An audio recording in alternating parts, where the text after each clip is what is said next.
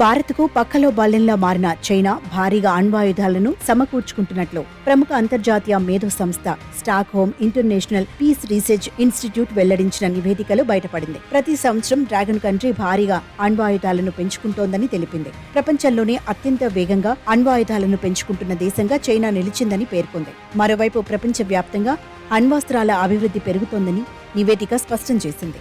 పలు దేశాలు తమ రక్షణ కోసం పూర్తిగా అణ్వస్త్రాలనే నమ్ముకున్నాయని వెల్లడించింది.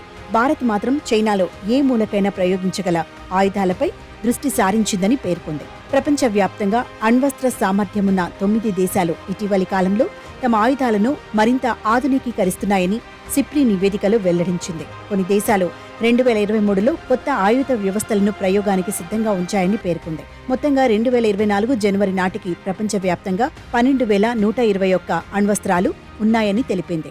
వీటిలో 9,585 ఆయుధాలు సైనిక నిల్వ కేంద్రాల్లో ఉన్నట్లు పేర్కొంది. ఇవన్నీ వినియోగానికి అందుబాటులో ఉన్నట్లేనని స్పష్టం చేసింది.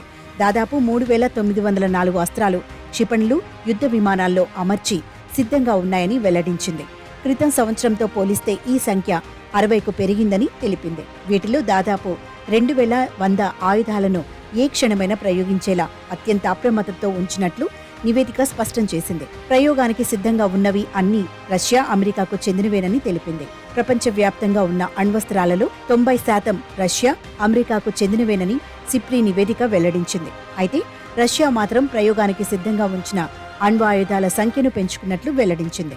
మరోవైపు తొలిసారి చైనా సైతం అణ్వస్త్రాలను ప్రయోగానికి సిద్ధంగా ఉంచడం గమనించామని పేర్కొంది. ప్రపంచంలో చైనా అత్యంత వేగంగా తమ అణ్వస్త్రాల సంఖ్యను పెంచుకుంటోందని సిప్రీ వెల్లడించింది. డ్రాగన్ వద్ద 2023లో 410 ఆయుధాలు ఉండగా ఇప్పుడు ఆ సంఖ్య 500కు చేరినట్లు పేర్కొంది. ఈ దశాబ్దం చివరకు చైనా తమ ఖండాంతర క్షిపణుల సంఖ్యను అమెరికా, రష్యాకు సమానంగా పెంచుకునే అంచనా వేశారు. గత ఏడాదిలో భారత్ చాలా స్వల్ప స్థాయిలో అణ్వాయుధాలను పెంచుకున్నట్లు సిప్రీ తెలిపింది. భారత్, పాకిస్తాన్ ఇరు దేశాలు కొత్త అణ్వస్త్ర ప్రయోగ వ్యవస్థల అభివృద్ధిని కొనసాగించాయని పేర్కొంది. పాక్ ప్రధానంగా భారత్ను నిలువరించేందుకు వీలుగా అణ్వస్త్ర విధానాన్ని కొనసాగిస్తోందని తెలిపింది. భారత్ మాత్రం చైనాలో ఏ మూలకైనా ప్రయోగించగల ఆయుధాలపై దృష్టి సారించిందని సిప్రీ వెల్లడించింది. ప్రస్తుతం హమాస్తో యుద్ధం కొనసాగిస్తున్న ఇజ్రాయెల్ తమ అణ్వస్త్ర సామర్థ్యాన్ని ఆధునికీకరిస్తోందని నివేదిక వెల్లడించింది.